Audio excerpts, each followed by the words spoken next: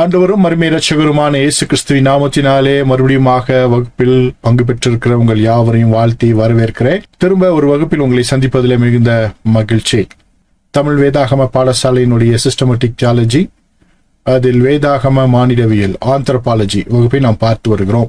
இன்றைக்கும் வகுப்புக்குள்ளாக போவதற்கு முன்பாக வழக்கம் போல வாசிக்கிறதான 2 வசனங்களை வாசித்து பின்பு வகுப்புக்குள்ள செல்லலாம்.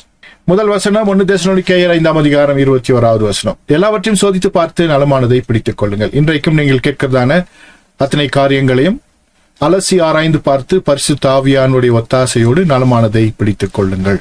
எரேமியாவின் தீர்க்கதரிசன புஸ்தகம் 6ஆம் அதிகாரம் 16வது வசனம். வழிகளிலே நின்று பூர்வ பாதைகள் எவை என்று கேட்டு விசாரித்து நல்ல வழி எங்கே என்று பார்த்து அதிலே நடவுங்கள். இன்றைக்கும் நீங்கள் கற்றுக்கொள்கிறதான வேத பாடங்கள் உங்களை பூர்வ பாதையில் தான் நடத்துகிறதா, பூர்வ பாதையில் கொண்டு செல்கிறதா என்பதை அலசி ஆராய்ந்து பார்த்து பூர்வ பாதையிலே நடப்பதற்கு நீங்கள் கடமைப்பட்டு இருக்கிறீர்கள். கர்த்தர் உங்களுக்கு உதவி செய்வாராக. தொடர்ச்சியாக வேதாகம மானிடவியல் வகுப்பை நாம் பார்த்து வருகிறோம். குறிப்பாக போன வகுப்பிலே கிறிஸ்துவின் மீட்பின் திட்டம் என்கிறதான தலைப்பிலே முக்கியமான சில காரியங்களை பார்த்தோம். ஒரு மனிதனுடைய மீட்பு ஜலத்தினாலே ஆவியினாலே தீர்விருந்தாலே என்கிறதான அந்த முக்கியமான காரியத்தை பார்த்தோம். பசார், ரூவாக், நெஃபேஸ். பசாருக்கு ஜலம், ரூவாக்கு ஆவி, நெஃபேஸுக்கு தீர்விருந்து என்பதை நாம் பார்த்தோம். இந்த ரட்சிப்பியலின் திட்டம் போன வகுப்போடு நாம் நிறைவு செய்கிறோம். இன்றைக்கு புது வகுப்பை நாம் ஆரம்பிக்க போகிறோம். போன வகுப்பினுடைய தொடர்ச்சியாகத்தான் இந்த வகுப்பும் இருக்க போகிறது. எல்லாவற்றிற்குமே ஒரு தொடர்பு இருக்கும். எனவே முந்தைய காலகட்டங்கள் நடத்தின வகுப்புகள் எல்லாம் மறுபடியும் நேரம் இருக்கும் பொழுது திரும்ப கேளுங்கள். அது உங்களுக்கு பிரயோஜனமாக இருக்கும். கிறிஸ்துவின் மீட்பின் திட்டத்திலே அமர்ஷியாலஜி அது மனிதனுடைய வீழ்கை, சொட்டிரியாலஜி அது அவனுடைய ரட்சிப்புக்கான திட்டம். இந்த ரட்சிப்பின் திட்டத்திலே ஜலத்தினாலே ஆவியினாலே தீர்விருந்தாலே ஒரு மனிதனை கர்த்தர் மீட்கிறார் என்கிறதான செய்தியை நாம் பார்த்தோம். போன முறை அதோடு மாத்திரமல்ல, புதிய எருசலேமை குறித்ததான ஒரு செய்தியை பார்த்தோம். தாவீதின் நட்சத்திரம் அது எவ்விதமாக டிசைன் பண்ணப்பட்டிருக்கிறது, அதனுடைய திட்டம் என்ன என்பதையெல்லாம் நாம் பார்த்தோம். இந்த ஸ்கிரீன்ல கூட உங்களுக்காக அந்த படத்தை நான் போட்டிருக்கேன். ஒரு கன சதுரத்தை நீங்க ஸ்கிரீன்ல பாக்குறீங்க. அங்க தாவீதின் நட்சத்திரம் இருப்பதை நீங்க பார்க்க முடியும். இது புரிந்து கொள்வதற்கு சிலருக்கு எளிதாக இருக்கும், சிலருக்கு ரொம்ப கடினமா இருக்கும். ஏன்னா ஜியாமெட்ரி தெரிஞ்சாதான் இது புரியும். மேத்ஸ்ல விசேஷமா ஜியாமெட்ரி படிச்சிருந்தீங்கன்னா, அந்த ஆங்கிள்ஸ் எல்லாம் படிச்சிருந்தீங்கன்னா, அதே போல சிவில் இன்ஜினியரிங் படிச்சவங்களுக்கு இது கொஞ்சம் ஈஸியா இருக்கும். மற்றவங்க யூடியூப் பாருங்க, அதுல நிறைய இதற்கான விளக்கங்கள்லாம் இருக்கும். கொஞ்சம் மேத்ஸ், கொஞ்சம் ஜியாமெட்ரி எல்லாம் படிங்க. அது கண்டிப்பா உங்க ஊழியத்துக்கு பிரயோஜனமாக இருக்கும். இந்த உலகத்துல நாம் எவ்வளவு கற்றுக்கொள்கிறோமோ அத்தனையும் ஒரு நாளிலே நமக்கு பிரயோஜனப்பட போகிறது. விசேஷமாக வேதாகமத்தை குறித்ததான பாடங்களை நாம் கற்றுக்கொள்ளும் பொழுதும் கற்றுக் கொடுக்கும் பொழுதும் இந்த உலகத்துல இருக்கிறதான அத்தனை காரியங்களையும் நாம் தெரிந்து கொள்ளும் பொழுது தொடர்பு படுத்தி பேசுவதற்கு, புரிந்து கொள்வதற்கு அது எளிதாக இருக்கும். எனவே கற்றுக்கொள்ளுங்கள். வாய்ப்பு கிடைக்கும் பொழுதெல்லாம் ஏதாவது ஒன்றை கற்றுக்கொள்ளுங்கள். சும்மா உங்க மொபைல் போன்ல 1 மினிட்ல வர என்னது அந்த ரீல்ஸ் எல்லாம் பார்த்துட்டு இருக்காதீங்க. அது வாழ்க்கைக்கு பிரயோஜனமே இல்லை. எனவே நல்ல மெசேஜஸை பாருங்க, சயின்டிபிக்கா பாருங்க, மேத்தமெட்டிக்ஸ் பாருங்க, ஹிஸ்டரி பாருங்க, ஜியாகிரபி பாருங்க. இதே போல நிறைய விஷயங்களை படிப்பது உங்கள் வாழ்க்கைக்கு பிரயோஜனமாக இருக்கும். அதோடு மாத்திரமல்ல, அதை தாண்டி எல்லாவற்றிற்கும் மேலாக வேதாகமத்தை அதிகமாக கருத்துடையவர்களாக படிப்பதற்கு நாம் கடமைப்பட்டிருக்கிறோம். எனவே படித்து தெளிந்து கர்த்தருடைய நாமத்தை மகிமைப்படுத்துங்கள்.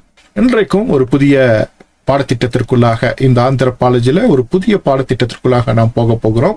இங்கே 2 வார்த்தைகளை கிரேக்க மொழி வேதாகமத்திலிருந்து எடுத்து உங்களுக்காக நான் போட்டிருக்கிறேன். அங்க ஒரு பூமி இருக்கு, அதை சுற்றிலும் ஜனங்கள் இருக்கிறாங்க. அப்போ உலகம் என்று நினைவில் வைத்துக் கொள்ளுங்க. உலகம் என்று ஒரு படத்தை போட்டு 2 கிரேக்க மொழி வார்த்தைகளை நான் போட்டிருக்கிறேன்.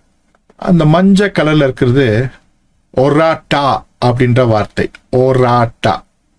கீழே வெள்ளை கலர் எழுதியிருக்கிற கிரேக்க வார்த்தை. ஒரு எழுத்து மாத்திரம் எக்ஸ்ட்ரா இருக்கு. முன்னால ஒரே ஒரு எழுத்து மாத்திரம் எக்ஸ்ட்ரா இருக்கு. ஆல்பா அப்படின்ற வார்த்தை. ஔராட்டா என்ற வார்த்தை. ஒராட்டா, ஔராட்டா, ஒராட்டா, ஔராட்டா. நல்லா ஞாபகம் வைத்துக் கொள்ளுங்க. மஞ்சள் கலர்ல இருக்கிறது ஒராட்டா, வெள்ளை கலர்ல இருக்கிறது ஔராட்டா. ஒராட்டா, ஔராட்டா என்கிறதான 2 வார்த்தைகள். இனி வரும் வகுப்புகளில் இந்த 2 வார்த்தைகள் தான் மிக மிக முக்கியமானவைகள். எனவே இதில் மனதில் வைத்துக் கொள்ளுங்கள். இந்த 2 கிரேக்க வார்த்தைகளும் மிக மிக முக்கியமானவைகள். எனவே ஒராட்டா ஔராட்டா என்கிறதான இந்த 2 வார்த்தைகள் அப்படியே மனனம் செய்து கொள்ளுங்கள். இது எங்க இருக்கு அப்படின்னு ஒரு கேள்வி வரலாம். எங்கிருந்து நான் படிக்க போகிறோம் அப்படின்னு ஒரு கேள்வி வரலாம். கொலோசையர் 1:16 வசனம். ஏனென்றால் அவருக்குள் சகலமும் சிருஷ்டிக்கப்பட்டது, பரலோகத்தில் உள்ளவைகளும் பூலோகத்தில் உள்ளவைகளுமாகிய காணப்படுகிறவைகளும் காணப்படாதவைகளுமான சகல வஸ்துக்களும், சிங்காசனங்களானாலும் கர்த்தத்துவங்களானாலும் துரைத்தனங்களானாலும் அதிகாரங்களானாலும் சகலமும் அவரை கொண்டும் அவருக்கென்றும் சிருஷ்டிக்கப்பட்டிருக்கிறது. ஒரு அருமையான வேதவசனம். நமது ஆண்டவராகிய இயேசு கிறிஸ்துவுடைய மேன்மையை நமக்கு சொல்லி தருகிற, அவர் எவ்வளவு பெரியவர் என்பதை நமக்கு விளங்க பண்ணுகிற பவுல் அப்போஸ்தலனுடைய ஒரு அற்புதமான ஒரு வார்த்தை அது. மறுபடியும் உங்களுக்காக வாசிக்கிறேன். ஏனென்றால் அவருக்குள் சகலமும் சிருஷ்டிக்கப்பட்டது. அவருக்குள் அப்படின்னும் பொழுது கிறிஸ்துவுக்குள்.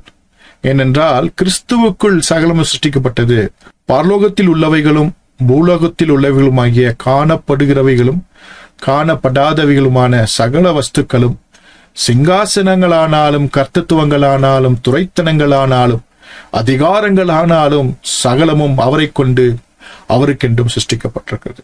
இங்கே முக்கியமாக சிவப்பு நிறத்துல அந்த 3 லைன் உங்களுக்காக கோடிட்டு காட்டிருக்கேன்.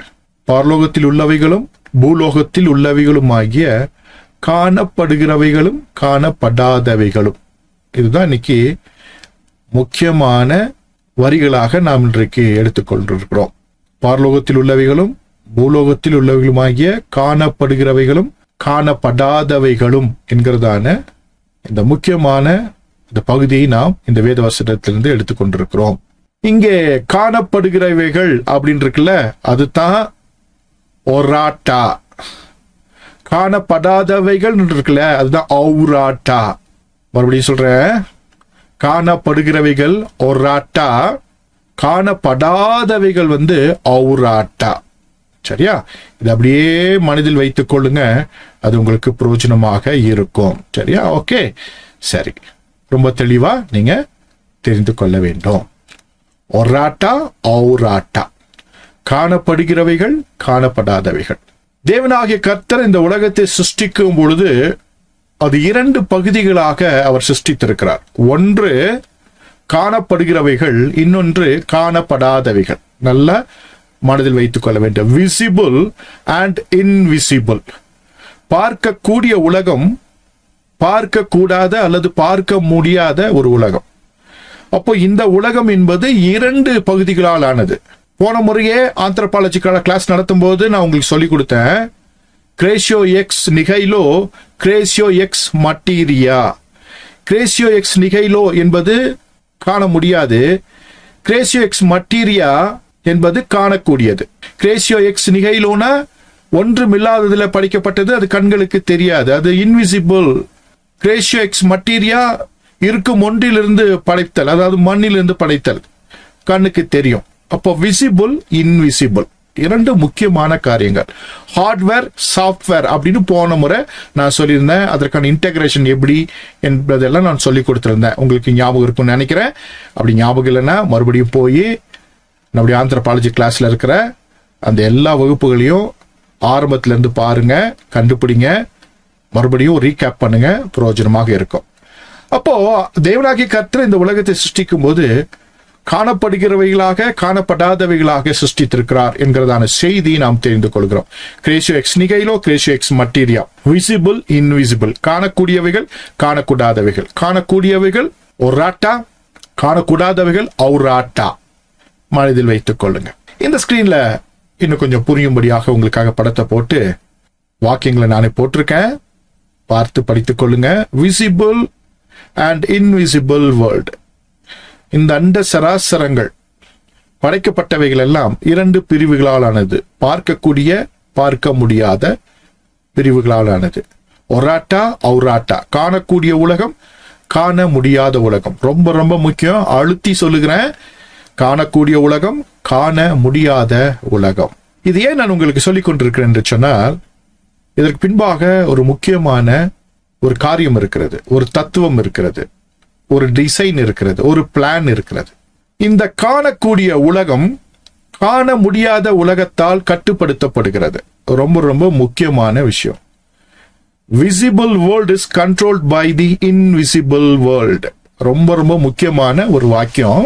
ஒராட்டா அவுராட்டா, இந்த ஒராட்டா அவுராட்டாவால் கட்டுப்படுத்தப்படுகிறது. காணக்கூடிய உலகம் காண முடியாத உலகத்தால் கட்டுப்படுத்தப்படுகிறது. இன்றளவும் கட்டுப்படுத்தப்படுகிறது. ஒராட்டா அவுராட்டா, இந்த ஒராட்டா அவுராட்டாவால் கட்டுப்படுத்தப்படுகிறது. Visible world is controlled by the invisible world. அடுத்தமாக மனதில் வைத்துக் கொள்ளுங்கள்.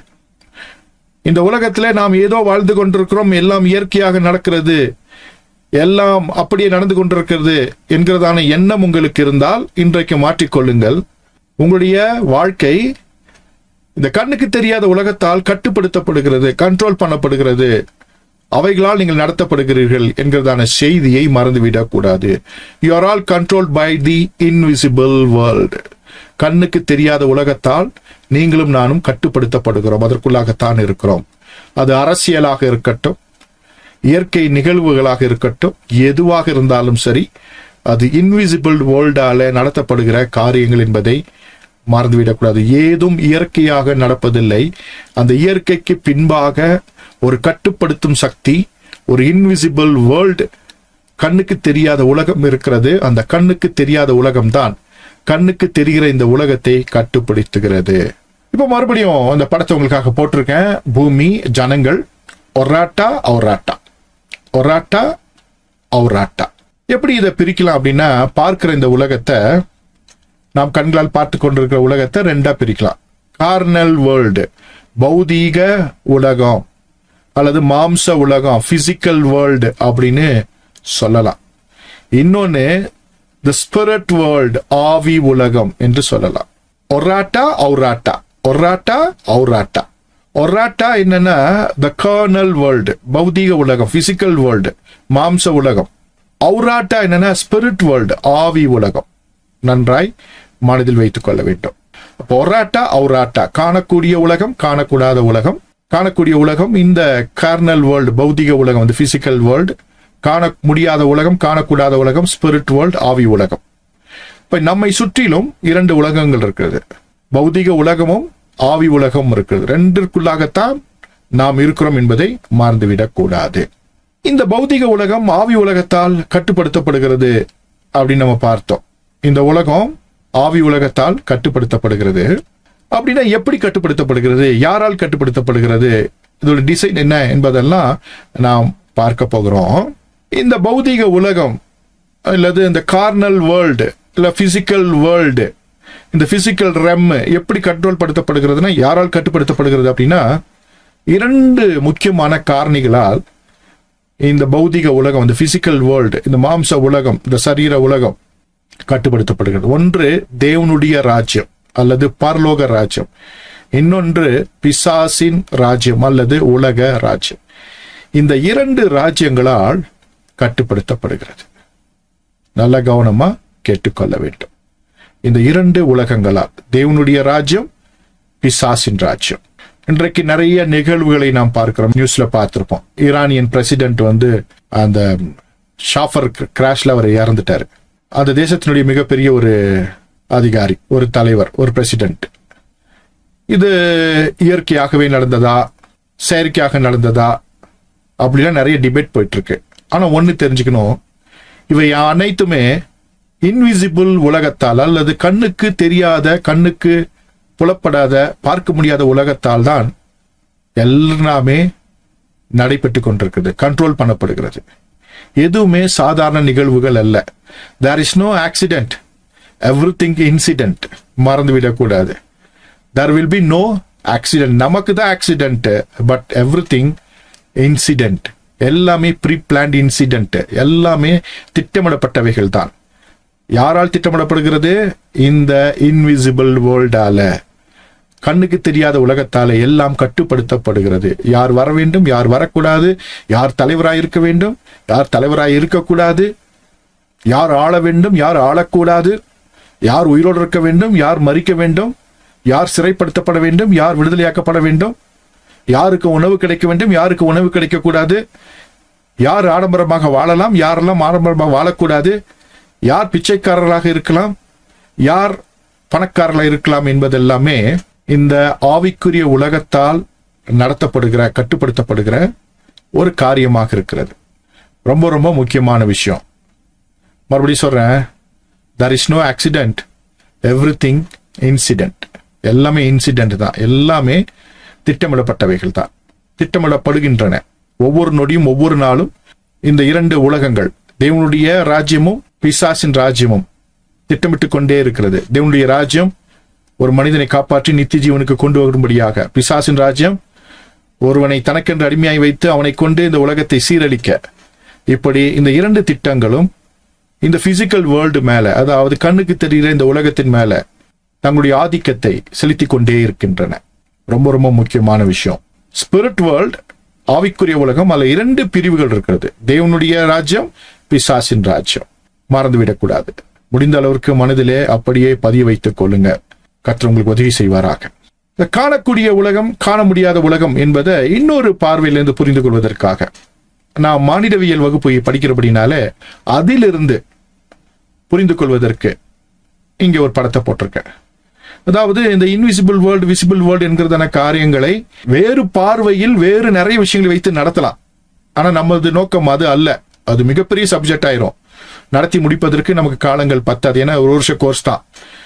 மானிடவியலை அடிப்படையாக வைத்து நாம் நடத்துகிறபடினாலே அதற்கு சம்பந்தமான, அதற்கு தேவையான காரியங்களை மாத்திரமே நான் உங்களுக்கு சொல்லித் தரப்போகிறேன். அது போதுமானது என்று நான் கிறிஸ்துவுக்குள் நம்புகிறேன். கர்த்தர் எனக்கு அதற்கான ஞானத்தை தர வேண்டும். ஜெபித்துக் கொள்ளுங்கள். இங்கே விசிபிள் வேர்ல்டு போது, த கார்னல் வேர்ல்டு, பௌதிக உலகம் போது ஒராட்டான்னு சொன்ன. அப்போ இங்கே மனிதர்களை எடுத்துக்கொள்ளுங்க. மனிதனுடைய சரீரம், விசிபிள் மேன், நாம் பார்க்கிறதான உறவுகள், நண்பர்கள், விசிபிள் வேர்ல்டு, நம்முடைய பக்கத்து வீட்டுக்காரங்க, இந்த உலகத்தில் அத்தனை ஜனங்களும் விசிபிள் வேர்ல்டு. ஒராட்டா. அடுத்த பக்கம் ஔராட்டா, கண்ணால் பார்க்க முடியாத கெவியா நெஃபேஸ் ருவாக் ஒரு பக்கம். இந்த ஆவி உலகம் தான், அதாவது இந்த ஆவி மனிதன் தான் இந்த சரீர மனிதனை இயக்குகிறான். சரியா? எத்தனை பேருக்கு புரிஞ்சிச்சு? ஏற்கனவே பார்த்தோம் இல்லையா? இந்த ஆவி மனுஷன் தான் சரீர மனுஷனை இயக்குகிறான். அதாவது 1ஆம் அதிகாரத்தில் படைக்கப்பட்ட கிரேசியோ எக்ஸ் நிகைலோ தான் கிரேசியோ எக்ஸ் மட்டீரியாவை இயக்குகிறது. 1ஆம் அதிகாரத்தில் படைக்கப்பட்ட கிரேசியோ எக்ஸ் நிகைலோ தான் 2ஆம் அதிகாரத்தில் மண்ணினால் படைக்கப்பட்ட கிரேசியோ எக்ஸ் மட்டீரியாவை இயக்குகிறது. நல்லா கவனமா வைத்துக் கொள்ள வேண்டும். கிரேசியோ எக்ஸ் நிகைலோ, கிரேசியோ எக்ஸ் மட்டீரியா. கிரேசியோ எக்ஸ் மட்டீரியா என்கிறதான மண்ணிலிருந்து உருவான மனிதனை எது கட்டுப்படுத்துகிறது, எது ஆளுகை செய்கிறது அப்படின்னா கிரேசியோ எக்ஸ் நிகைலோ. இதற்கான ஒன்றிணைப்பு, இன்டகிரேஷன், இதெல்லாம் போன வகுப்புகளில கடந்த காலங்களில் நாம் வாசித்தோம், படித்தோம், தெரிந்து கொண்டோம். எனவே இது ரெண்டு முக்கியமான விஷயம். ஒராட்டா, ஔராட்டா. அப்போ இந்த ஆவிக்குரிய உலகம் என்று சொல்லுகிறோமே, அந்த உலகத்துல நம்முடைய கெவியா நெஃபேஸ் ரூவாக் இருக்கிறது ஆவிக்குரிய உலகத்துல. அதே போல visible world, carnal world, physical world, மாம்ச உலகம் பொழுது நம்முடைய சரீரம், நம்முடைய ரத்தம், சதை, எலும்பு, பசார், டாம், எச்சம் இருக்கிறது. ஓகே, எச்சம்னா என்னது? எலும்பு, பசார்னா சதை, டாம்னா ரத்தம் இல்லையா? மறந்துருப்பீங்க, ஞாபகப்படுத்துகிறேன். இப்போ அந்த மூன்றை, ரத்தத்தை, சதையை, எலும்பை, அதனாலான மனிதனை இந்த கெவியா நெஃபேஸ் ரூவாக் இயக்குகிறது. இன்டகிரேஷன், ஆவிக்குரிய உலகம். கெவியா உலகனை அறிவும் அறிவு, நெஃபேஸ் தன்னை அறியும் அறிவு, ரூவாக் தேவனை அறியும் அறிவு என்று ஏற்கனவே சொல்லி கொடுத்திருக்கிறேன். இப்போ அப்படியே உள்ள போலாம். இந்த உலகத்தை, அதாவது இந்த ஒராட்டா என்கிறதான காண்கிற உலகத்தை ஔராட்டா கண்ட்ரோல் பண்ணுது அப்படின்னு நம்ம பார்த்தோம். அதாவது கண்ணுக்கு தெரியாத ராஜ்யம் இந்த கண்ணுக்கு தெரிகிற ராஜ்யத்தை கண்ட்ரோல் பண்ணுகிறது. தேவனுடைய ராஜ்யம் இந்த பூலோகத்தில் இருக்கிறதான ஜனங்களை ஆளுகை செய்கிறது. வசனத்துல வாசிக்கிறோம், ராஜாக்களை தள்ளி ராஜாக்களை ஏற்படுத்துகிறவர், காலங்களையும் சமயங்களையும் மாற்றுகிறவர், ஒருவனை தாழ்த்தி ஒருவனை உயர்த்துகிறவர், விடுவிக்கிறவர், ரட்சிக்கிறவர், காப்பாற்றுகிறவர், தண்டிக்கிறவர். இது எல்லாமே இந்த ஔராட்டா என்கிறதான தேவனுடைய ராஜ்யத்தின் செய்கைகள். தேவனுடைய ராஜ்யத்தினுடைய செய்கைகளை நாம் வெளிப்படையாக நாம் இன்றைக்கு பார்த்து கொண்டிருக்கிறோம். நாம் தேவனுடைய ஜனங்களாய் இருக்கிறோம். நம்முடைய வாழ்க்கையை இந்த தேவனுடைய ராஜ்யம் தான் கட்டுப்படுத்துகிறது. எத்தனை பேர் நம்புறீங்க? உங்களை எதுதான் கட்டுப்படுத்துதுங்க? தேவனுடைய ராஜ்யம், பரலோக ராஜ்யம் தான் கட்டுப்படுத்துகிறது. முதல்ல டிக்ளேர் பண்ணிக்கணும். பிசாசின் ராஜ்யம், இருளின் ராஜ்யம் உங்களை ஆளுகை செய்ய முடியாது. அவைகள் உங்கள் மீது எந்த ஒரு காரியத்தையும் கொண்டு வர முடியாது. ஏனென்றால் கிறிஸ்துவின் ரத்தத்தால் கழுவப்பட்டு பரிசுத்த ஆவியானவரை பெற்றுக்கொண்ட உங்களை இந்த பிசாசின் ராஜ்யம் ஒன்றும் செய்துவிட முடியாது. பயப்படுத்த மாத்திர முடியும். வெளிப்புறத்திலிருந்து பயங்கரமா சில தோற்றங்களையும் காட்சிகளையும் மாத்திர காண்பிக்க செய்வான். ஆனால் ஒன்றும் உங்களை சேதப்படுத்தாது. அதுதான் தேவனுடைய ராஜ்யத்தினுடைய மேன்மை, மகிமை. ஆனால் இன்றைக்கு கிறிஸ்தவ உலகம் வேறு விதமாய் போய்கொண்டிருக்கிறபடினாலே அவர்கள் வேறு விதமாய் இன்றைக்கு அவதூறாய் பேசிக் கொண்டிருக்கிற காலகட்டத்தில் இருக்கிறோம். தேவனுடைய மகத்துவங்களை தூஷிக்கிறவர்களாய் இருக்கிறவர்களை பார்க்கிறோம். தேவனை விட பிசாசுக்கு பயப்படுகிறவர்களாய் இருப்பதை நாம் பார்க்கிறோம். ஆச்சரியமாக இருக்கிறது. தேவனுக்கு பயப்படுறாங்களோ இல்லையோ, இன்னைக்கு பிசாசுக்கு பயப்படுற கிறிஸ்தவனுடைய கூட்டம் அதிகமாக இருக்கிறது. அப்படின்னா ரட்சிப்பு இல்லை. ரட்சிப்பின் திட்டம் அவங்க வாழ்க்கையில செயல்படல. பெயர் அளவில் கிறிஸ்தவர்களாக இருக்கிறார்கள், வாழ்க்கையில் மாற்றம் இல்லை. சரி, அப்போ ஔராட்டாவை கண்ட்ரோல் பண்ணுகிறது. இந்த உலகத்தை தேவனுடைய ராஜ்யம் கண்ட்ரோல் பண்ணி கொண்டிருக்கிறது. அவருடைய சித்தம் இல்லாமல் ஒன்றும் நடந்துவிட முடியாது. அதே போல இந்த ஔராட்டாவை இன்னொரு ஔராட்டா கண்ட்ரோல் பண்ணுகிறது. பிசாசின் ராஜ்யம் கண்ட்ரோல் பண்ணுகிறது. நம்ம ஏற்கனவே பார்த்தா ட்ரிபிள் கான்கிஃபிஷன்ஸ், மாம்சத்தின் இச்சை, கண்களின் இச்சை, ஜீவனத்தின் பெருமை. இதன்படி நடக்க விரும்புகிற அத்தனை பேரையும் இந்த ஔராட்டா கண்ட்ரோல் பண்ணுகிறது. யாரெல்லாம் தேவனுடைய பிள்ளைகளாக மாற விரும்புகிறார்களோ, பாவத்தை விட்டு விட்டு நீதிமான்களாய் மாற விரும்புகிறார்களோ அவர்களை தேவனுடைய ராஜ்யமும், யாரெல்லாம் இந்த மூன்றிற்குள்ளாக விழுந்து அதுதான் வாழ்க்கை என்று நினைத்து நுகர்வோர் கலாச்சாரத்தில் இருக்கிறார்களோ அவர்கள் எல்லாம் இந்த பிசாசின் ராஜ்யமும் ஆளுகை செய்கிறது. இந்த இரண்டு ராஜ்யம் உலகத்தில் செயல்படுகிறது. ஒன்றுக்கொன்று எதிரடியாய் இருக்கிறது.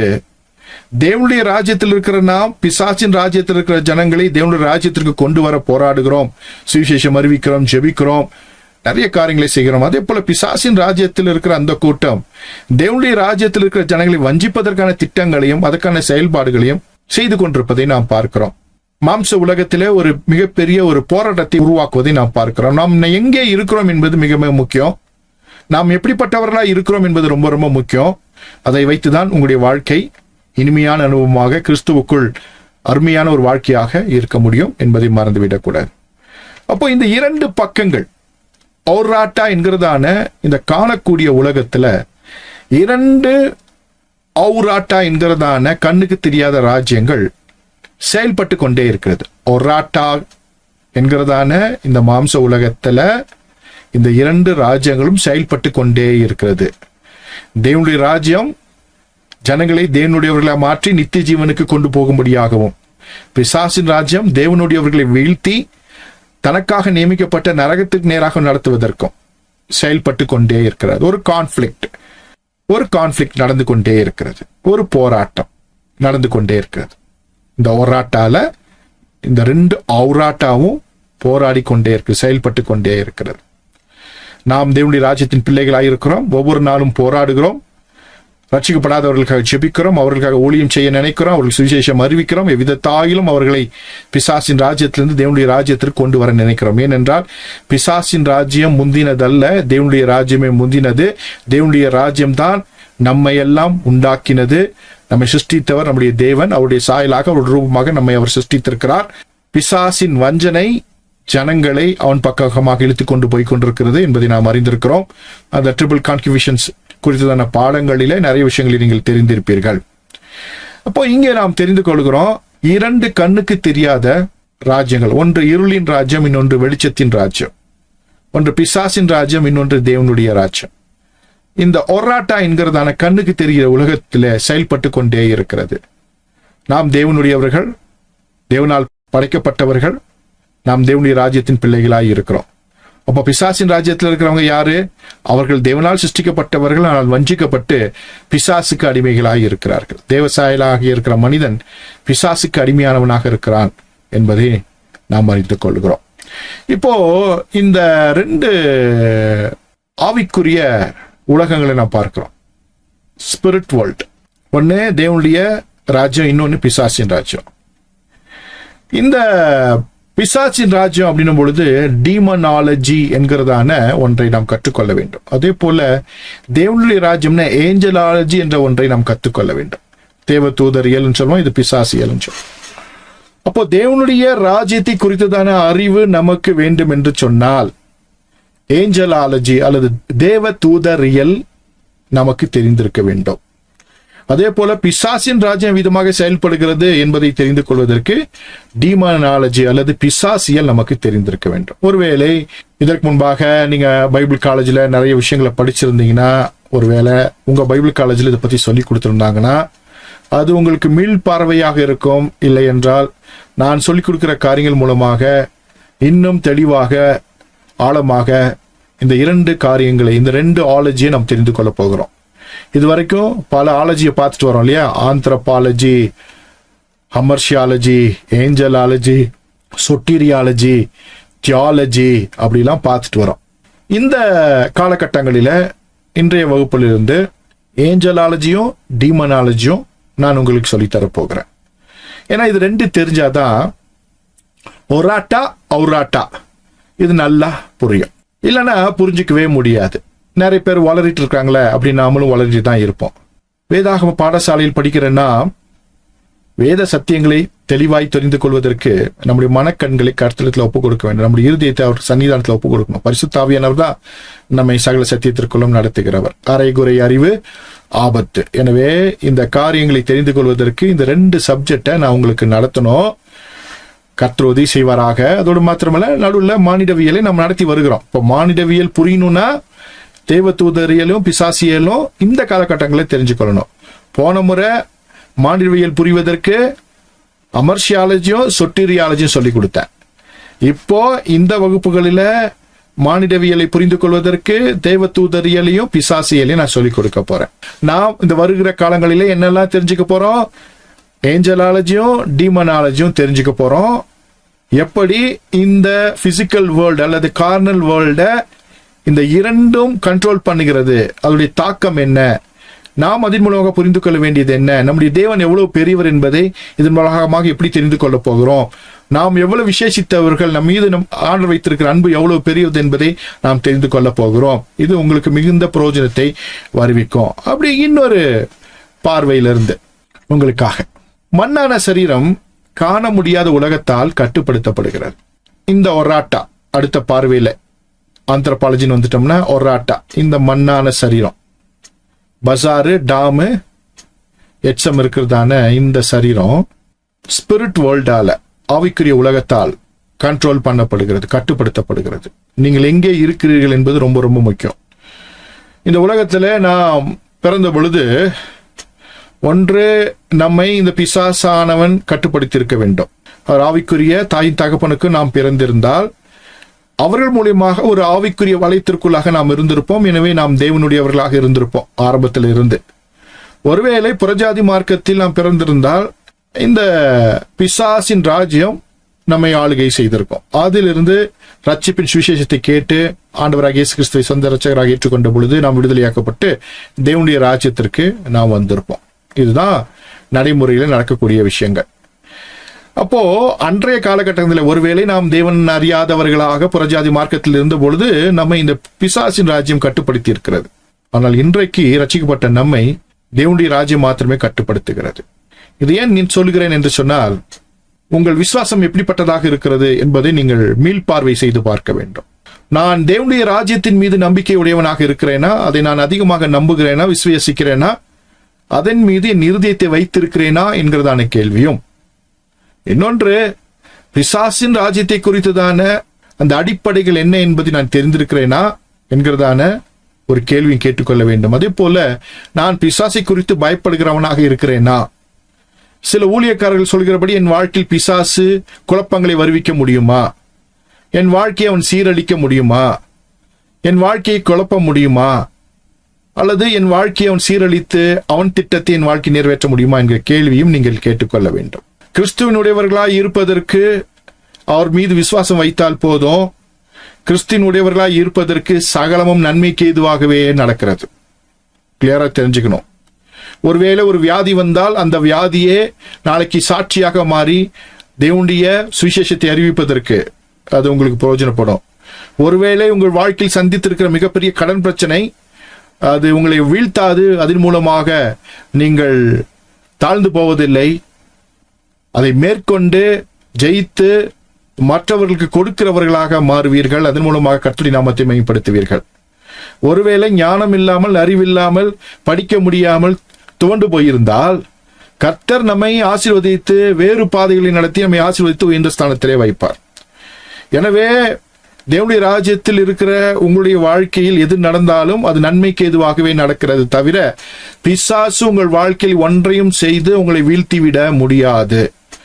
இதை முழு மனதோடு விசுவாசிக்க வேண்டும். அந்த உலகம் உங்களை, இருளின் ராஜ்யம் உங்களை ஆளுகை செய்யாது. வெளிச்சத்தை ஒரு நாளும் இருள் ஆண்டதாக சரித்திரம் இல்லை. மறுபடியும் சொல்கிறேன், இருளானது வெளிச்சத்தை ஆட்கொண்டதாக சரித்திரம் இல்லை. வெளிச்சம் வரும் பொழுது இருள் அகன்று போகிறது. அது இருந்த இடமே தெரியாமல் போகிறது. எனவே வெளிச்சத்தின் பிள்ளைகளின் வாழ்க்கையில எது நடந்தாலும் அது கர்த்தர் நம்முடைய வாழ்க்கையில செய்ய போகிற மகிமையான காரியத்திற்கு அது அடையாளமாக இருக்கிறது. வீழ்த்தி விடுவதற்கல்ல, உயர்த்துவதற்கே கர்த்தர் உங்கள் வாழ்க்கையில் கிரியை செய்கிறார் என்பதை மறந்துவிடக்கூடாது. இக்கால பாடுகள் பிற்கால மகிமைக்கு ஒப்பிடத்தக்கது அல்ல. நீங்கள் கடந்து வந்த பாதைகள் உயர்ந்த ஸ்தானத்தை உங்களை கொண்டு போவதற்காகவே அந்த பாதையில் கர்த்தர் நடத்தி வந்திருக்கிறார் என்பதை தெரிந்து கொள்ள வேண்டும். என்ன சாட்சி சொன்னீங்கன்னா நான் ஒரு நாள் முழுது சொல்லிக்கிட்டே இருப்பேன். அத்தனை பெரிய சாட்சி எனக்கு உண்டு. இன்றைக்கு முன்பாக ஊழியக்காரனாய் நின்று பல விஷயங்களை சொல்லிக் கொண்டிருக்கிறேன் என்று சொன்னால் கடந்து வந்த பாதைகள் தான் என்னை உருவாக்கி இருக்கிறது. சந்திக்காத பிரச்சனைகளோ, துரோகங்களோ அல்லது பாடுகளோ ஒன்றுமில்லை. எல்லாம் தாண்டி வந்தாய்விட்டு நெருப்பையும் தண்ணீரையும் கடந்து வந்துதான் உங்களுக்கு முன்பாக இருக்கிறேன். அதற்காக இன்றைக்கு அதே நெருப்பு, அதே கண்ணீர் இருக்கிறதா? இல்லை. இன்றைக்கு என் வாழ்க்கை கர்த்தர் ஆசீர்வதித்து வைத்திருக்கிறார், எந்த குறையும் இல்லை. கர்த்தருக்குள் சந்தோஷமாக இருக்கிறேன். என்ன நடந்தாலும் அவர் என் வாழ்க்கையிலே இருக்கிறார். அவரை தாண்டி ஒன்றும் நடைபெறாது. ஒருவேளை இன்றைக்கு நான் மரித்தால் கர்த்தருடைய சன்னிதானத்துல நித்திய ஜீவனில் அவரோடு இருப்பேன். அதுல எந்த மாற்று கருத்துமே இல்லை. இந்த நம்பிக்கை எனக்கு வருவதற்கு பல காலங்கள் எடுத்திருக்கிறது. அதே போல உங்களுக்கும் கர்த்தர் பல விஷயங்கள் உங்கள் வாழ்க்கையில் அனுமதித்திருப்பார். அவைகள் எல்லாம் உங்களை கொண்டு கர்த்தர் செய்ய போகிற மகிமையான காரியங்களுக்கான ஒரு முன்னேற்பாடுதான். அவைகள் எல்லாம் உங்களை மிக பெரிய ஸ்தானத்தில் வைக்கப் போகிறது. எனவே இக்கால பாடுகள் பிற்கால மகிமைக்கு ஒப்பிடத்தக்கதல்ல. கர்த்தர் உங்களோடு இருக்கிறார். எனவே தேவனுடைய ராஜ்யம் உங்களை ஆளுகை செய்கிறது. பிசாசின் ராஜ்யம் உங்களை தொட முடியாது. வெளிப்புறத்திலிருந்து சில விஷயங்களை அவன் செய்தாலும் உங்கள் வாழ்க்கையில் ஒன்றும் செய்ய முடியாது. கர்த்தருடைய அனுமதி இல்லாமல் உங்கள் வாழ்க்கையில் ஒன்றையும் செய்துவிட முடியாது. கர்த்தர் அனுமதி தருகிறவர் அல்ல. நிறைய பேர் சொல்லுவாங்க, பாவம் செஞ்சுட்டா பிசாசு உள்ள வந்துருவானே. நான் சொல்லுகிறேன், பாவம் செய்வது மனிதனுடைய இயல்பு. மன்னிப்பு நமக்காக கர்த்தர் வைத்திருக்கிறார். அந்த மன்னிப்பை பெற்றுக்கொள்ளும் பொழுது நம்முடைய வாழ்க்கை மறுபடியும் பாதுகாக்கப்படுகிறது. மன்னிப்பை பெறுவதற்கும் பாவத்தை செய்வதற்கும் மன்னிப்பை பெறுவதற்குமான இடைவெளி இருக்கிறது. அந்த இடைவெளியை ஒரு நாளும் நாம் நீட்டிக்க கூடாது. பாவம் செஞ்ச உடனேயே மன்னிப்பு கேட்டு மனம் திரும்ப செய்யாம இருக்க போராடணும். பாவம் செய்த உடனேயே ஒரு இடைவெளியை நாம் உண்டாக்கி விடக்கூடாது. அந்த இடைவெளி தான் தேவனை விட்டு நம்மை பிரிக்கிற மிகப்பெரிய காரியமாக இருக்கும். எதுவும் உங்களை பிரிக்க கூடாது. பாவம் செய்த உடனேயே மன்னிப்பு கேட்டு அதை விட்டு விடுவதற்கு ரத்தம் சிந்துகிற அளவுக்கு போராட வேண்டும் என்று பவுல் நமக்கு சொல்லிக் கொடுத்திருக்கிறார். எனவே பாவத்தை செய்வதனால் வருகிறதான திறப்பை உடனே அடைக்கிறவர்களாக இருந்தால் உங்கள் வாழ்க்கையில் எதுவுமே மேற்கொள்ளவே முடியாது என்பதை தெரிந்து கொள்ள வேண்டும். இது ஒரு சத்தியம். சொட்டீரியாலஜில நம்ம பார்த்தோம். எனவே கர்த்தர் 24 மணி நேரம் உங்க கூட தான் இருக்கிறார். ஒரு நொடி பொழுதும் உங்களை விட்டு விட போவதில்லை. நம்ம தான் அவர் விட்டு தூட போவோமே தவிர அவர் நம்மை விட்டு விலகுவதும் இல்லை. வேதவசனம் சொல்கிறது, உன்னை கைவிடுவதும் இல்லை, உன்னை விட்டு விலகுவதும் இல்லை. உண்மையா? எத்தனை பேர் நம்புறீங்க? நியாயப்பிரமாண காலத்திலேயே சொல்லியிருக்காருங்க. அப்போ இந்த காலத்துல என்னங்க? உன்னை விட்டு விலகுவதும் இல்லை, உன்னை கைவிடுவதும் இல்லை. இப்போ கைவிடாத தேவன், நம்மை விட்டு விலகாத தேவன் நம்மோடு இருக்கிறார். ஏனென்றால் நம்முடைய செய்கைகளினாலே நாம் நீதிமான்கள் அல்ல, அவருடைய ரத்தத்தினால் தான் நாம் நீதிமான்களாய் இருக்கிறபடினாலே, அவரே நம்மை நீதிமானாக்குகிறவராய் இருக்கிறபடினாலே அவர் நம்மை கைவிடுவதில்லை, நம்மை விட்டு விலகுவதும் இல்லை என்கிறதான சத்தியத்தை அறிந்து கொள்ளுங்கள். ஓகே, அடுத்து நம்ம இப்ப பார்த்தோம், பார்க்கக்கூடிய மனிதனை பார்க்க முடியாத உலகம் கண்ட்ரோல் பண்ணுகிறது, கட்டுப்படுத்துகிறது என்பதை பார்த்தோம். இதை குறித்ததான வகுப்பொழி நாம் பார்க்க போறோம். பார்க்க முடியாத உலகங்கள் பார்க்கக்கூடிய மனிதனை கட்டுப்படுத்துகின்றன. மறுபடியும் உங்களுக்கு சொல்றேன், பார்க்கக்கூடிய இந்த மனிதனை பார்க்க முடியாத உலகங்கள் கட்டுப்படுத்துகின்றன. இதை குறித்து நிறைய விஷயங்களை நான் உங்களுக்கு சொல்லித்தர போகிறேன். இதுதான் நம்முடைய வகுப்புக்கான டாபிக். என்னன்னா, பார்க்கக்கூடிய மனிதனை பார்க்க முடியாத உலகம் எப்படி கண்ட்ரோல் பண்ணும், எப்படி கட்டுப்படுத்தும் என்கிறது முதல்ல. சரியா? இதுதான் நம்ம பார்க்கக்கூடிய ஒரு டைட்டிலா இருக்கும். ஒருவேளை முன்ன பின்ன பார்த்தாலும் ஒண்ணு தப்பு இல்லை. சரியா? அடுத்தது இங்க ஔராட்டா, 3 ஔராட்டா. ஔராட்டா ஔராட்டா ஔராட்டா. தேவனுடைய ராஜ்யம், பிசாசின் ராஜ்யம், அதே போல மனிதனுடைய ஆளுகை, அதாவது அவனுடைய ஔராட்டா. இந்த காண முடியாத உலகத்தினுடைய ஆளுகை எவ்விதமாக திட்டம் பண்ணப்பட்டிருக்கிறது என்பதை நான் பார்க்க போறேன். எப்படி ஆவிக்குரிய அந்த உலகம் மனிதனை, சரீரத்தை எப்படி கட்டுப்படுத்த போகிறது என்பதை நீங்கள் அறிந்திருப்பீங்க. வேதாகமத்தினுடைய அடிப்படை சத்தியத்திலிருந்து நிறைய விஷயங்கள் சொல்லி தரப்போறேன். அடுத்தது, கண்ணுக்கு தெரியாத இந்த உலகம், கண்ணுக்கு தெரியாத மனிதனை, கிரேசியோ எக்ஸ் நிகைலோவை எப்படி கட்டுப்படுத்த போகிறது என்கிறதான காரியத்தையும் நாம பார்க்க போகிறோம். ரொம்ப ரொம்ப முக்கியமான ஒரு காரியம். எப்படி அப்படின்னா, ஒரு வேலை உங்களுக்கு புரிஞ்சுக்கிறதுக்காக ஒரு ஸ்லைடை போட்டுட்டு மறுபடியும் நான் சொல்லித்தரேன். ஓகே? என்ன அப்படின்னா, இங்க உங்களுக்காக ஔராட்டா ஔராட்டா ஔராட்டா ஔராட்டா. மனிதன் காண முடியாத உலகத்தால் ஆளப்படுகிறான். இப்போ இது ரெண்டுமே மாம்ச சரீரமாக இருக்கட்டும் அல்லது ஆவிக்குரிய சரீரமாக இருக்கட்டும், கிரேசியோ எக்ஸ் நிகைலோவா இருக்கட்டும், கிரேசியோ எக்ஸ் மட்டீரியாவா இருக்கட்டும், இது ரெண்டுமே ஆவிக்குரிய உலகத்தால் தான் ஆளப்படுகிறது. சரியா? ஓகே, மனதில் வைத்துக் கொள்ள வேண்டும். ரெண்டுமே ஆவிக்குரிய உலகங்களால் தான் ஆளப்படுகிறது. நாம் பரலோக ராஜ்யத்தால் ஆளுகை செய்யப்படுகிறோம். தேவன் இல்லாதவர்கள், தேவனற்றவர்கள் அல்லது தேவனை விட்டுவிட்டவர்கள், புறஜாதி மார்க்கத்தாரை பிசாசின் ராஜ்யம் ஆளுகை செய்கிறது. அந்த திட்டத்தை தான் டீமனாலஜி கிளாஸ் நம்ம பார்க்க போறோம். தேவன் எப்படி நம்மை ஆளுகை செய்கிறார் என்பதை நம்ம ஏஞ்சலாலஜி கிளாஸ் மூலமாக பார்க்க போகிறோம்.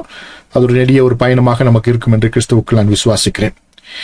இப்போ மறுபடியும் இன்னொரு ஸ்கிரீன்ல உங்களுக்காக போடுறேன். ஔராட்டா, எப்படி இந்த கண்ணுக்கு தெரியாத உலகம் மாம்ச சரீரத்தை கட்டுப்படுத்துகிறது. அதில் நிறைய விஷயங்களை சொல்லணும். உங்களுக்கு புரிஞ்சுக்க முடிய சொல்லணும்னா, உங்களுக்கு சரீரத்தில் இருக்கிறதான உங்களுடைய அவயவங்கள், அதே போல உங்களுடைய நிறம், உங்களுடைய உருவம், எல்லாவற்றையுமே ஆவிக்குரிய உலகம் தான் தீர்மானிக்கிறது. ஜியாகிரபிக்கலா எங்க இருக்கணும், எங்க உங்களை வைக்கணும், என்ன பண்ணணும், அப்படியெல்லாம். நாம் தேவனுடையவர்களாக இருந்தால் அந்த திட்டம் வேறு, நாம் தேவனுடையவர்கள் இல்லாதவர்கள் இருந்தால் அந்த திட்டம் வேறு. நாம் எல்லோரும் தேவனுடையவர்களாக இருக்கிறோம். எனவே அந்த திட்டத்தை பத்தி கொஞ்சம் பார்த்துலாம், நம்முடைய திட்டத்தை பத்தி நிறைய பார்க்கலாம். இன்றைக்கு நீங்கள் எங்கே இருக்கிறீர்கள் என்பது கூட தேவனுடைய திட்டமாக இருக்கிறது. எந்த ஊர்ல நீங்க வேலை செய்யணும், எங்க சுவிசேஷம் அறிவிக்கணும், உங்களுக்கு என்ன நாலேஜ் வேணும், எதை நீங்க படிக்கணும், எதை படிக்கக்கூடாது என்பதெல்லாம் அந்த உலகம் தான் உங்களுக்கு சொல்லிக் கொடுத்திருக்கிறது, கற்றுக் கொடுத்திருக்கிறது, கர்த்தர் நடத்தி இருக்கிறார். மாம்ச சரீரத்தை கட்டுப்படுத்துறது. அது போல பிசாசு எப்படி கண்ட்ரோல் பண்ணுகிறான். இப்போ உங்களுக்கு புரியும்படியா சொல்றேன். வயிற்றுல குழந்தை இருக்கும்போது சொல்லுவாங்க, அழகான போட்டோவெல்லாம் பாருங்க, கொஞ்சம் அழகான படத்தெல்லாம் வீட்டில் வச்சுக்கோங்க, அப்பதான் குழந்தை எப்படி பறக்கும், அழகா பறக்கும் அப்படின்வாங்க. ஏன்? அழகான ஒன்றை பார்க்கும் பொழுது அந்த பிள்ளையினுடைய அந்த முக பாவனைகள், அந்த மண்டை ஓடெல்லாம் நல்ல டிசைனா வருது அப்படின்னு சயின்ஸ் நிரூபிச்சிருக்கு. எப்பவுமே குழந்தை அப்பா அம்மா மாதிரி தானே இருக்கும். காரணம் என்ன தெரியுமா? அவங்க என்ன ஷேப்ல இருக்காங்களோ அது அப்படியே அந்த குழந்தை அம்மா மூலியமா, அம்மா கண்ணு மூலியமா உள்ள அந்த குழந்தை ஷேப்பை பெற்றுக்கொள்கிறது. மறந்து விடக்கூடாது. ஜெனட்டிக்கலா காலங்கள் எடுத்து நடக்கக்கூடிய ஒரு காரியம். அப்போ ஒரு இனத்தை உருவாக்குவதற்கு ஆவிக்குரிய உலகத்திலிருந்து தெய்வங்களை உண்டாக்கி குணாதிசயங்கள், என்ன குணாதிசயங்களுக்கு வர வேண்டுமோ அதை அந்த தெய்வத்தின் குணாதிசயங்களாக காண்பித்து அவனை குறிப்பிட்ட நோக்கத்திற்காக, குறிப்பிட்ட பணிக்கென்று அவனை உருவாக்கி காலங்காலமாக அடிமையாக்கி இந்த உலகம் வைத்திருக்கிறது. இது ஏதோ இந்திய தேசத்தில் மாத்திரமல்ல, உலகம் எங்கும் நடந்து கொண்டிருக்கிறது. It is not only in India, all over the world. You can see it. அப்போ மாம்ச சரீரத்தை கட்டுப்படுத்துவது உங்க குணாதிசயம் எல்லாமே இந்த ஆவிக்குரிய உலகத்திலிருந்து கண்ட்ரோல் பண்ணப்படுகிறது. மாம்ச சரீரத்தை கட்டுப்படுத்துவது என்பது ஏதோ ஒரு சாதாரண விஷயம் என்று நினைத்துக் கொள்ளாதிருங்க. ஆவிக்குரிய அறிவு நமக்கு தேவை. இந்த உலகம் ஜாதிகளால், இனங்களால் பிரிக்கப்பட்டிருக்கிறது. எவ்விதமாக இப்படி பிரிக்கப்பட்டிருக்கு, நிறங்களால் பிரிக்கப்பட்டிருக்கிறது, எவ்விதமாய் பிரிக்கப்பட்டிருக்கு. இதெல்லாம் ஒரு சாதாரண நிகழ்வா அல்ல. பிசாசினுடைய மிகப்பெரிய ஒரு திட்டம். இதிலிருந்து விடுதலையாக்கும்படியாகத்தான் ஆண்டவராக இயேசு கிறிஸ்து நமக்காக உலகத்தில் வந்திருக்கிறார். இந்த உலகத்தில் நடக்கிற அத்தனை தவறுகளுக்கும், எல்லா பாவங்களுக்கும், விபச்சார வேசித்தனங்களுக்கும், எல்லா திருட்டிற்கும், கொலைக்கும் காரணம் என்ன?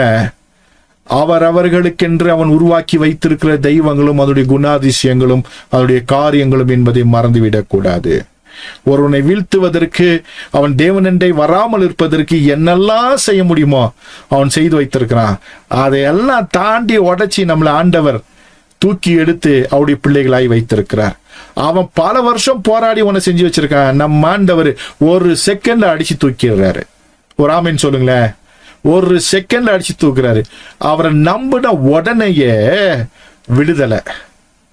அவரை நம்பின உடனேயே விடுதலை. இதைத்தான் அன்னைக்கு நிறைய ஊழியக்காரன் உங்களுக்கு காணிப்பிக்காம இருக்கிறான், சொல்லித்தரமா இருக்கிறான். ஒரு சுயநலவாதி. 7 வெள்ளிக்கிழமை வா, அப்பதான் இந்த கட்டு உடையணுவா. 10 வெள்ளிக்கிழமை வா, உன் பிரச்சனை மாறணுவா.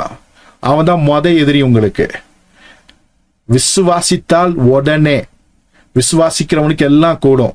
ஆண்டவராகிய இயேசு கிறிஸ்து யாரையும் அப்படிலாம் சொல்லல. வந்தவர்களுக்கு விடுதலை தந்தார். அதே தெய்வத்தை நாம் ஆராதிக்கிறோம். 7 வெள்ளிக்கிழமை, 10 வெள்ளிக்கிழமை, அமாவாசை அன்னைக்கு தான் உனக்கு விடுதலை கிடைக்கும். இது மாதிரி பித்தலாட்டக்காரர்களுக்கு எச்சரிக்கையாயிருங்கள். அவர்களும் மறுபடியும் நம்மை ஒரு அடிமைத்தனத்திற்குள்ளாக கொண்டு போய் விடுவார்கள். மறந்துவிடக்கூடாது.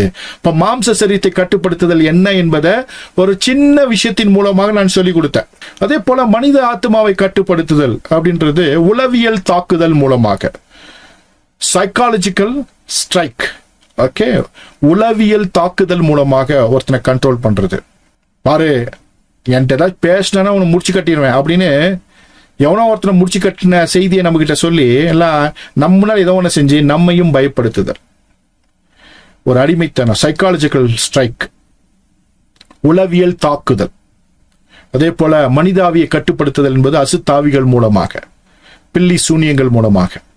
இப்படி இந்த 3 விஷயங்களை பிசாசு விதமாய் பயன்படுத்துகிறான். கிறிஸ்துவானவர் எப்படி ஒரு நொடி பொழுதிலே விடுதலை தருகிறார். படைத்தவர் தான் படைத்த படைப்பின் வைத்திருக்கிற அன்பினுடைய வெளிப்பாடு எவ்வளவு என்கிற காரியங்கள் எல்லாம் நாம் தெரிந்து கொள்ள வேண்டும். எனவே இந்த உளவியல் தாக்குதல்னா என்ன, குற்ற உணர்ச்சினா என்ன, தற்கொலை என்ன எப்படி வருது, பயம் எப்படி வருது, விரக்தி எப்படி வருது, இந்த உளவியல் நோய்கள் எப்படி வருகிறது, அதே போல அசுத்தாவிகள் தாக்குதல் எப்படிலாம் வருது, ஆவி துணைகள், ஸ்பிரிட் ஸ்பௌசஸ், பயமுறுத்தல்கள், கெட்ட கனவுகள் அப்படிலாம் சொல்றோம், இதெல்லாம் எப்படி வருது, எப்படி இந்த ஆவிக்குரிய உலகம் மனிதனை கட்டுப்படுத்துகிறது என்கிற காரியங்களை எல்லாம் நாம் தொடர்ச்சியாக நாம் பார்க்க போகிறோம். இன்றைக்கு ஒரு ஆரம்ப வகுப்பு என்பதாலே நான் சில முக்கியமான விஷயங்களை மாத்திரம் நான் சொல்லிக் கொடுத்திருக்கிறேன். வருங்காலங்களில் இன்னும் தெளிவாக நிறைய விஷயங்களை வெளிப்படையாக சொல்லித் தருவதற்கு கிறிஸ்துவுக்குள் நான் பிரயாசப்படுகிறேன். நிறைய பிரச்சனைகளை சந்தித்தாலும் உங்களுக்கு சொல்லிக் கொடுப்பதில் நான் சந்தோஷம் அடைகிறேன். ஏனென்றால் பிரச்சனைகளை சந்திக்காமல், எந்த எதிர்ப்பையும் சந்திக்காமல் ஒன்றையும் சாதிக்க முடியாது. பிரச்சனைகளை சந்தித்தால்தான் ஏதாவது ஒன்றை சாதிக்க முடியும். தேவனுடைய ராஜ்யத்திற்கு ஏதாவது செய்ய வேண்டும் என்றால் நாம் பிரச்சனைகளை, பாடுகளை, உபத்திரவங்களை தாண்டி தான் வர வேண்டும். அப்படி சொகுசான வாழ்க்கை வாழ்ந்து எதையும் கர்த்தருக்கென்று நாம் சாதித்து விட முடியாது. எனவே உங்களுக்கு சொல்லிக் கொடுக்க நான் பிரயாசப்படுகிறேன். அதனால் வருகிறதான எல்லா போராட்டங்களையும் சந்தித்து மேற்கொள்ள கர்த்தர் எனக்கு உதவி செய்கிறார். இதுவரைக்கும் உதவி செய்திருக்கிறார், இனிமேல் உதவி செய்வார். இது ஒரு சாதாரண ஊழியம் அல்ல, மற்றவர்களைப் போல ஏதோ ஒன்றை சொல்லித் தருகிற ஊழியம் அல்ல. உங்களை உருவாக்குகிற அடுத்த 50 ஆண்டுகளில வரப்போகிற மாற்றத்திற்கு உங்களை உருவாக்குகிற ஒரு ஊழியமாக இருக்கிறது. எனவே இவர்களை மனதில் வைத்துக் கொள்ளுங்கள். தொடர்ச்சியாக அதற்கான பிரயாசப்பட்டு கர்த்தருடைய சன்னிதானத்திலே கர்த்தர் எனக்கு எவைகளெல்லாம் சொல்லித் தருவதற்கு அனுமதி தருகிறாரோ அவைகளை உங்களுக்கு சொல்லித் தருவதற்கு நானும் பிரயாசப்படுகிறேன். இதுவரைக்கும் முழுமையாக செய்தியை கேட்ட உங்கள் யாவரையும் கர்த்தர் ஆசீர்வதிப்பாராக. கர்த்தராகிய இயேசு கிறிஸ்துவின் கிருபையும் தேவனுடைய அன்பும் பரிசுத்த ஆவியினுடைய ஐக்கியமும் உங்கள் கூட இருப்பதாக. ஆமென். God bless you.